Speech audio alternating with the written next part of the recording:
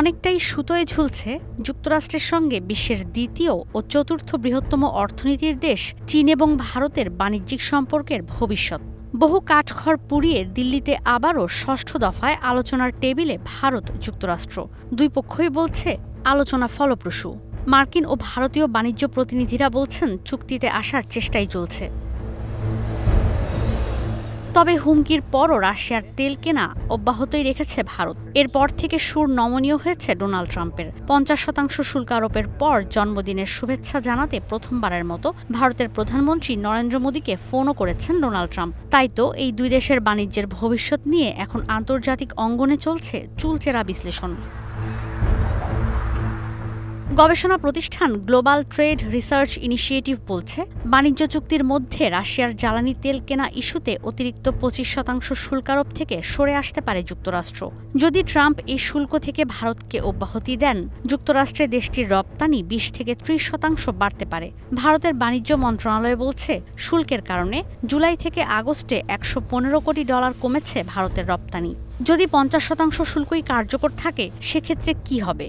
Global trade research initiative বলছে, দুই দেশের বাণিজ্য কমে যেতে পারে 43% পর্যন্ত।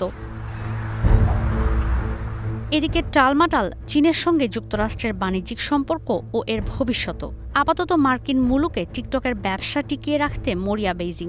ট্রাম্প মরিয়া মার্কিন কোনো কোম্পানির মালিকানায় থেকে যুক্তরাষ্ট্রে টিকটকের কার্যক্রম চালানোর বিষয়ে। স্পেনে দুই দেশের বাণিজ্য প্রতিনিধি দলের আলোচনার পর ভিডিও শেয়ারিং এই অ্যাপের জন্যই ফোনালাপ কিংবা সাক্ষাৎ করতে পারেন চীনা প্রেসিডেন্ট শি জিনপিং ও মার্কিন প্রেসিডেন্ট ডোনাল্ড ট্রাম্প। শুল্ক ইস্যুতে আলোচনার ফলাফল এখনও সামনে আনেনি কোনো পক্ষই।